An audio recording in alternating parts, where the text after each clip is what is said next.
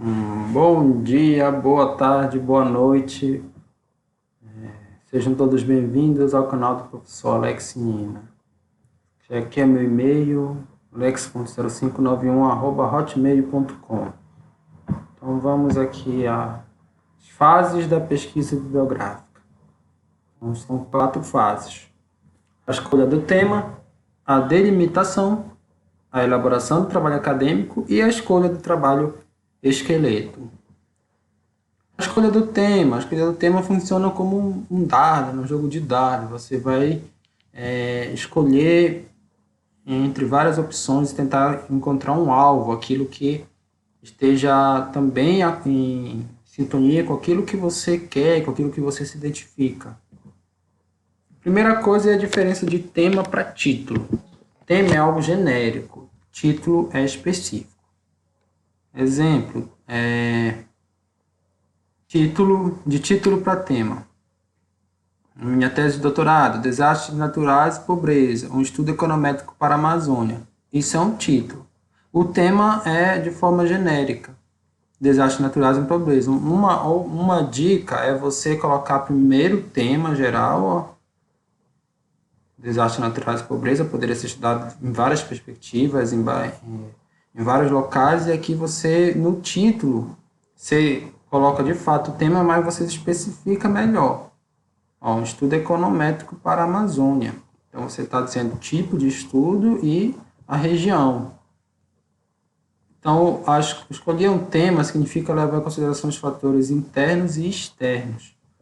Fatores seus e fatores também importantes para a pesquisa. O que são fatores internos? Selecionar o assunto de acordo com as inclinações, aptidões, as tendências de quem se propõe a elaborar um trabalho científico. Trabalhar com o que gosta. Imagina, você odeia matemática e você escolhe um trabalho de estatística. Não faz sentido, você tem que escolher algo que você gosta. Dentro do seu próprio curso, você tem aquelas disciplinas que você gostou, que você não gostou, aquilo que você pretende trabalhar ou não. E é mais importante, por exemplo, do que aquilo que dá ou não dinheiro. Não adianta você estar num ramo da sua área que dê dinheiro, mas você não gosta. Isso eu não aconselho. B. Optar por um assunto compatível com as qualificações pessoais, em termos de background, de formação universitária. Com o que sabe. Às vezes até a gente gosta de um tema, mas a gente não sabe. Eu gosto muito de história, por exemplo, mas eu sou leigo no assunto, entre outras coisas. Então também tem que ser aquilo que você domina. E encontrar um objeto que mereça ser investigado cientificamente, tenha condições de ser formulado e delimitado em função da pesquisa. Trabalhar com o que é importante. Hoje você tem mais liberdade, de trabalhar com coisas que teoricamente não eram importantes. Sei lá, eu quero fazer um estudo sobre a Peppa Pig, Antigamente assim, os cientistas tinham mais como se diz, preconceito com esses temas que teoricamente não são relevantes.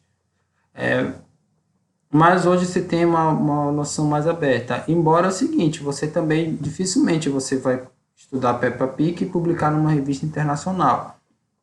A ideia é que quanto mais é importante o seu tema, quanto é mais relevante para a sociedade, mais impacto vai ter suas publicações e mais você vai contribuir também com a sociedade. Afinal, você é um pesquisador e você tem como objetivo contribuir com a sociedade.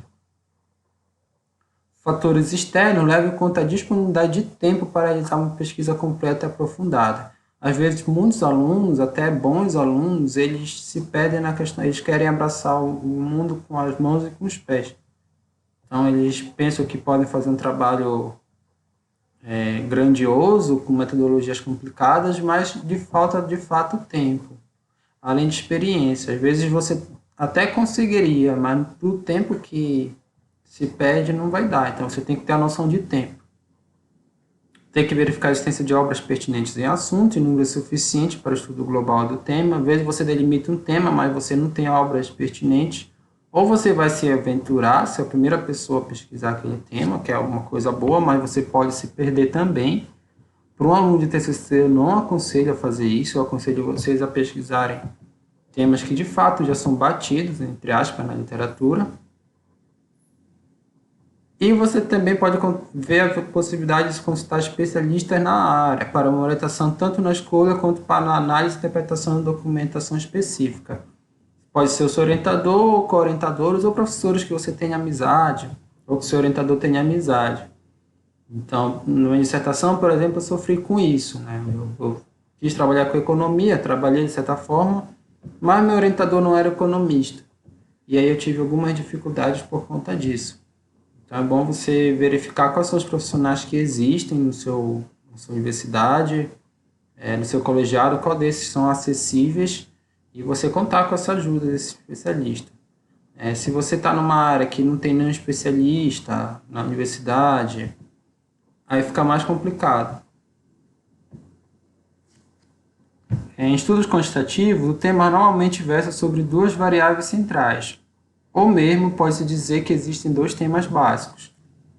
Então, pode-se dizer que existem dois temas básicos. Por exemplo, crescimento econômico é um tema e desigualdade de gênero é outra no Brasil. O método quantitativo, geralmente, ele considera dois temas. No qualitativo, não. Você pode pegar um tema, por exemplo, crescimento econômico, e fazer um estudo mais aprofundado, digamos assim, qualitativo da coisa, não tão qualitativo, quantitativo. Quantitativo, você pega um indicador de crescimento econômico, PIB, desigualdades. Desigualdade de renda seria índice de Gini. De gênero deve ter algum indicador que eu não sou da área, desconheço. Mas você pode ter mais de um tema sim. Tá? Mais comum em método quantitativo. Segundo passo é a delimitação. Você tem um tema, você vai fazer um funil, delimitando ele cada vez mais. Você lembra que o tema é algo genérico. O título ele vai nascer a partir dessa delimitação. Então, a delimitação pode ser dada através de adjetivos explicativos e restritivos. Pelos adjetivos explicativos, designa-se qualidades, condições, estados essenciais ao objeto ou sujeito. Pelos adjetivos restritivos, indicam-se qualidades, condições ou estados acidentais ao objeto ou sujeito. Exemplo, adjetivo explicativo, organização social do trabalho.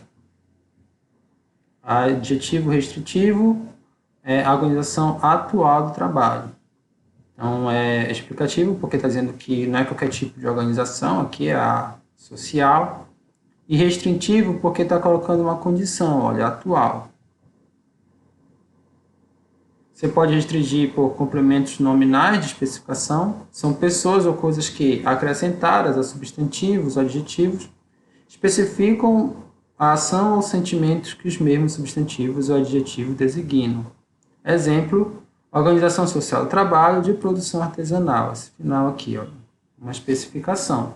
Não é qualquer trabalho, é da questão da produção artesanal. Determinação das circunstâncias. Às vezes pode ser necessário determinar as circunstâncias que limitam. Mais ainda a extensão do assunto, especialmente as circunstâncias de tempo e de espaço. Aqui são uma das que eu mais gosto. Então, a organização do trabalho de produção artesanal durante a Idade Média na Europa Ocidental. Está aqui, ó, o tempo e o espaço. Então, algumas técnicas de delimitação. E aqui o que eu acho essencial, uma coisa que é minha, né? Até então, isso vocês encontram em outros manuais de metodologia científica. Não, aqui ainda se encontra os elementos. Já está pensando que era o trabalho de esqueleto, apesar de o título estar grandão. Tá aqui, elementos do trabalho acadêmico.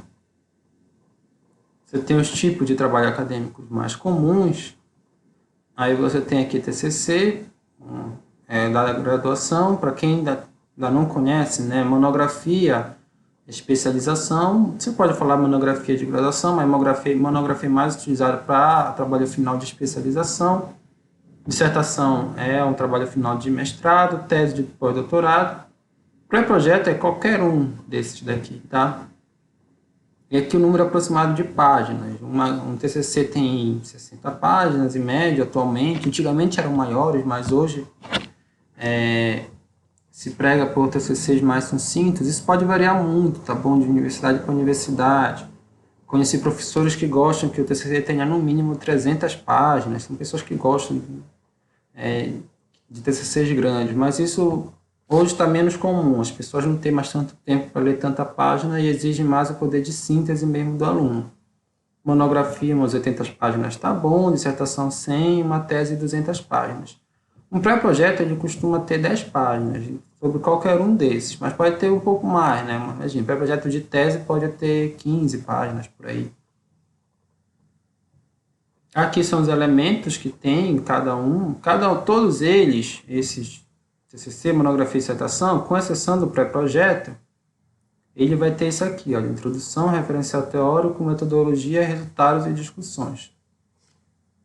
Aí tem elementos pré-textuais, capa, contracapa, ficha catalográfica, folha da banca, dedicatória, agradecimento, epígrafe, resumo, abstract, lista de ilustrações e sumário. Em outros vídeos nós vamos falar melhor sobre isso.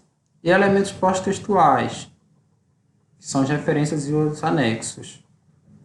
A gente começa escrevendo o trabalho pelos elementos textuais, tá? Depois a gente se preocupa mais com essas questões de capa, contracapa, ficha, sumário, e também depois se preocupa com essas outras questões. Embora seja bom você já fazer uma lista de referências, tá? Mas a formatação ela fica para o final mesmo. Um pré-projeto, você precisa ter só esses elementos. Olha, uma introdução, um referencial teórico, uma metodologia, um cronograma e uma referência. É importante que a metodologia aqui ela vai ser escrita no futuro. Enquanto que nesses outros aqui, ó, TCC, monografia e dissertação, ela é escrita no passado. Porque aqui você pressupõe que o trabalho ele já foi feito. E aqui não, ele ainda vai ser feito. Pode ser pré-projeto ou projeto mesmo, só o projeto já dá essa ideia. Vamos para a introdução, que tem no pré-projeto, todos eles têm.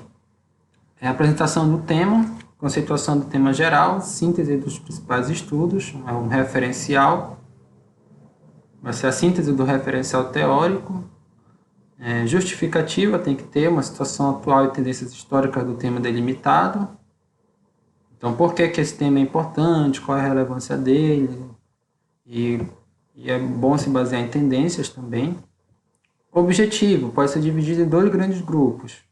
Visam ampliar a compreensão do tema, um objetivo teórico-acadêmico, podendo servir de base para os tomadores de decisão, governo, empresa.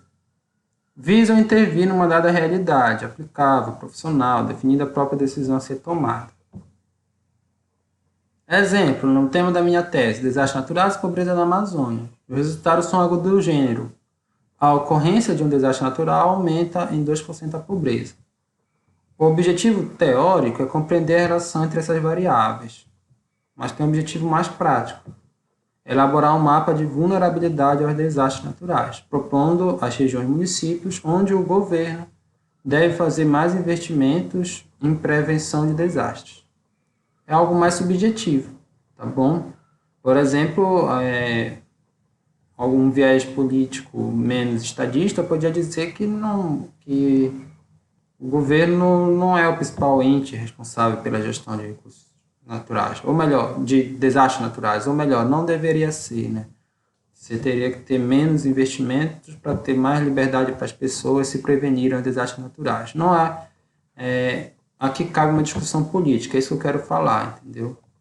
Aqui não, aqui no caso desse aqui, ele é mais técnico-científico.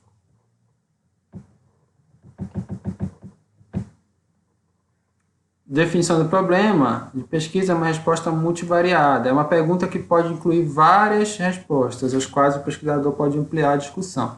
O problema de pesquisa sempre é uma pergunta. Então está aqui, olha, o que as comunidades ribeirinhas da Amazônia sabem sobre a doença de Chagas? Isso é uma pergunta que eu vi no TCC, né? Interessante, então vai responder o que elas sabem. É uma pergunta multivariada, é uma pergunta aberta. Hipótese é mais usada para metodologia quantitativa, enquanto que a pergunta ela é mais para qualitativa, que você não tem uma resposta, uma possível resposta. A hipótese não. Você vai fazer uma proposta que pode ser verdadeira ou falsa. Uma suposição. O pesquisador deve supor uma das opções de acordo com os trabalhos lidos e explorados no referencial teórico, adaptadas para trabalho de métodos quantitativos. Exemplo, a ocorrência de desastres naturais induz a armadilha da pobreza na Amazônia. Craseado, né? Então, induz a armadilha da pobreza na Amazônia. Isso aqui é uma hipótese. O trabalho ele vai dizer se os dados mostram que essa hipótese é falsa ou verdadeira. Você vai testar essa hipótese. Mas é importante você já na introdução levantar a hipótese e sempre com base em trabalhos lidos e no referencial teórico. Como você pode ver, para escrever uma introdução, precisa ter uma noção básica do referencial teórico e da metodologia. Dessa forma, ao contrário do que se pensa, a introdução não é a primeira parte a ser escrita. Como podemos introduzir algo que não conhecemos? Imagina, você me convida para ir na sua casa, como é que você vai poder apresentar a sua casa? Se você, por exemplo, não morasse nela, né? É ilógico isso. Se você não conhecesse nada. Pode-se fazer um esboço da introdução, isso você pode até fazer, mas a versão final só é escrita após concluir os resultados e discussões. E o referencial também. Vou concluir. Colocarei aqui, ó. Referencial, resultados e discussões. Metodologia também. Então, só no final, uma das últimas coisas que se escreve a introdução. Tá? Um referencial teórico é discussão baseada nos princípios dos principais autores e estudos a respeito do tema do trabalho. Deve-se priorizar estudos novos e clássicos. Nas ciências sociais se busca mais os clássicos, Marx, Milton Santos, Max Weber, Marx e Max Weber são da sociologia, Milton Santos da geografia, se busca mais esses clássicos. Nas ciências exatas e naturais, se busca mais trabalhos recentes. Não precisa ir para a banda desse pessoal aqui que está morto já, né? Por exemplo, Darwin é um autor indispensável para publicar. Darwin não é um autor indispensável para publicar um artigo de biologia. Se você for pegar um artigo de sociologia, vai estar esses clássicos aqui, como Max Weber, Durkheim. Mas se você for pegar um artigo recente de biologia, não necessariamente eles vão estar citando Darwin. Porque desde Darwin a biologia já evoluiu muito. E as ciências exatas naturais elas têm essa característica de buscar os trabalhos mais recentes. Mesmo que o Darwin tenha sido importante lá no passado, as discussões já não param mais tanto sobre Darwin. Embora não seja da área da biologia, eu tenho a noção de que não necessariamente é o Darwin que vai estar em tudo quanto é artigo de biologia. Então, o tema deve ser decomposto em 3 ou mais tópicos. Exemplo, tema, exposição de petróleo no delta amazônico. Tópico 1, história da exploração do petróleo. Os subtópicos podem ser conceitos básicos, exploração de petróleo no mundo, no Brasil e na Amazônia. Tópico 2, a dinâmica das regiões deltaicas. Subtópico, conceitos básicos, características geológicas, características biológicas dessas regiões aqui. E tópico 3, a relação entre as duas variáveis já apontadas na literatura. O que é que os autores falam dessa relação de petróleo com regiões deltaicas? Observação, em ciência, o termo literatura significa conjunto de obras dentro de uma temática. Nada a ver com o negócio de Camões, né? Se tem essa literatura do ensino médio. Literatura de regiões deltaicas. Tudo quanto é artigo científico que trata de regiões deltaicas. Isso que significa o termo literatura. Vamos lá. Aqui é a metodologia. É uma descrição detalhada, passo a passo, das etapas realizadas para a confecção do trabalho. É análogo a uma receita de bolo. A metodologia é boa quando o leitor é capaz de replicar o trabalho. Tá bom? Como se fosse uma receita de bolo, um passo a passo do que vai ser feito no trabalho. No caso do pré-projeto, no caso da TCC, dissertação, é do que foi feito. Um é no futuro, outro é no passado. Resultados e discussões é a parte sua propriamente dita, o que você contribuiu para a literatura. Até antes dos resultados, tudo você se baseou em outros autores. Aqui é que vai entrar a sua parte. Deve elucidar ou responder o problema, confirmar ou refutar a hipótese. Problema por causa do método qualitativo, hipótese por método quantitativo. Pode ser dividido em 2 vertentes, a descrição e a análise. Descrição. A pesquisa mostrou que as mulheres ganham em média 2 vezes, vamos colocar aqui, menos, né? Que é uma realidade tanto quanto brasileira, que os homens na cidade de Macapá. Ou seja, é um fato. Você está descrevendo esse fato, com base nos dados. Aí, análise. Este resultado indica que a cidade possui uma alta desigualdade de gênero, uma vez que a renda é uma variável importante, e em outras regiões essa diferença não é tão alta. Por exemplo, São Paulo, a proporção é 3. Você poderia ainda discursar mais coisas, indica uma sociedade ainda machista, com muitos preconceitos, ainda ser mais, digamos assim, subjetivo, né? Ser mais, como eu posso dizer, mais incisivo nos seus argumentos, na sua análise. Bom, mas tem essa diferença.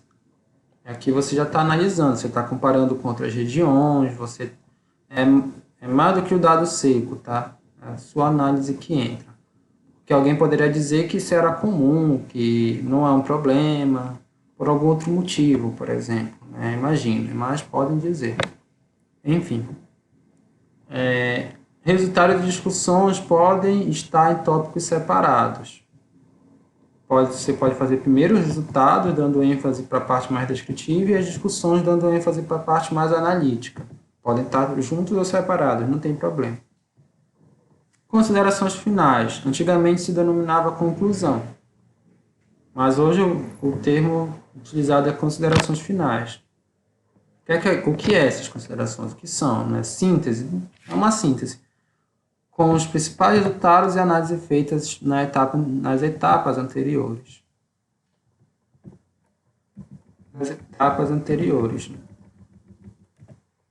Você vai sintetizar os resultados e análises. Destaca-se novamente as respostas e problemas de pesquisa. É muito importante. Se você levantou um problema, nas considerações finais você tem que responder. Se você levantou uma hipótese, você tem que dizer se ela foi confirmada ou refutada. E outras perguntas, para que o trabalho contribuiu, onde se deve avançar, entre outras coisas. Por fim, um cronograma. É usado em pré-projeto só. É um quadro com a previsão temporal de realização do trabalho. Aqui o modelo. Eu gosto de colocar alguma variável como meses de trabalho ou semestre de trabalho. Eu não gosto de amarrar o mês, tá? Maio, por exemplo. Alguns autores colocam assim, alguns pesquisadores. Junho, julho. Eu não gosto. Eu gosto de colocar mês de trabalho, que aí fica de forma genérica. Né? E aí você especifica na descrição do cronograma quando é que começam os trabalhos. Mas poderia colocar o ano e o mês aqui, ser mais até específico. Aí você coloca as etapas. Quando é que você vai fazer o referencial bibliográfico? Eu costumo colocar em todo o período, porque a bibliografia é uma coisa que sempre você está consultando. Aí você coloca aqui o levantamento e análise documental, por exemplo, um tipo de metodologia, você coloca o período que você vai fazer, você vai escrever um relatório parcial, selecionar os municípios. Isso aqui foi da minha tese de doutorado. Eu fiz esse levantamento, fiz um relatório parcial, depois eu selecionei alguns municípios para fazer uma visita de campo. Eu ainda estou fazendo isso, ainda não terminei o doc. E o relatório final, coloquei 2 meses para cada. É uma estimativa, tá? Não precisa você seguir a risca quando for executar, mas é bom fazer uma estimativa e sempre pensar numa margem de erro, para mais, tá? Então, eu consigo fazer o levantamento em 1 mês, mas é bom você colocar mais tempo aqui. É bom colocar um pouco mais. Né? Então, tem que ver também, porque se não adianta você colocar muito tempo aqui ficar escasso. Então, você tem que ter o equilíbrio aqui das etapas e ver quais são aquelas que vão dar mais trabalho, as que vão dar menos. Enfim. E aqui o trabalho esqueleto. Eu vou deixar isso para outro vídeo, tá bom? Próximo vídeo vai ficar o trabalho esqueleto.